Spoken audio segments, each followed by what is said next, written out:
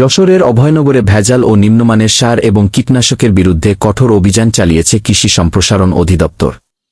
অভিযানে আটককৃত গুণগত মানহীন মোট ১৭০ প্যাকেট সার ও কীটনাশক পুড়িয়ে এবং মাটিতে পুঁতে ধ্বংস করা হয়েছে।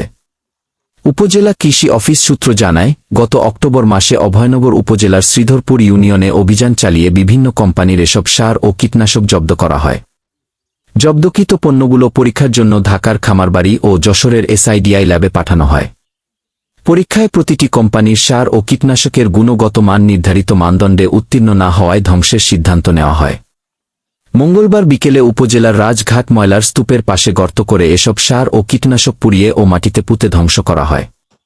ধ্বংস করা পণ্যের মধ্যে ছিল এমিবোর ২০ প্যাকেট, সিলেট জিঙ্ক ৭৭ প্যাকেট, টেন জিঙ্ক ৫৭ প্যাকেট ও ক্রোশ পিলাস ১৬ প্যাকেট। এ সময় উপস্থিত ছিলেন উপজেলা সহকারী কমিশনার ভূমি আশিস কুমার বসু। আপনারা জানেন যে বেশ একটি অভিযানের মধ্য দিয়ে এই ভেজাল সারগুলি জব্দ করা হয়েছিল। তারই পরিপ্রেক্ষিতে উপজেলা কমিটির সিদ্ধান্ত মোতাবেক এই সারগুলি আজকে সকলের সম্মুখে এগুলিকে বিনষ্ট করা হচ্ছে।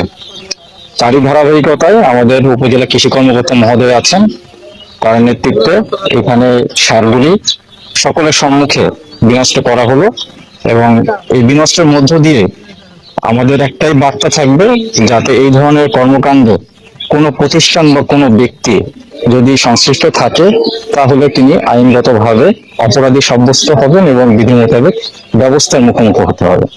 উপজেলা কৃষি কর্মকর্তা লাভলি খাতুন সহ সংশ্লিষ্ট কর্মকর্তারা জানান, কৃষকদের স্বার্থ রক্ষায় ভেজাল ও নিম্নমানের সার ও কীটনাশকের বিরুদ্ধে অভিযান অব্যাহত থাকবে।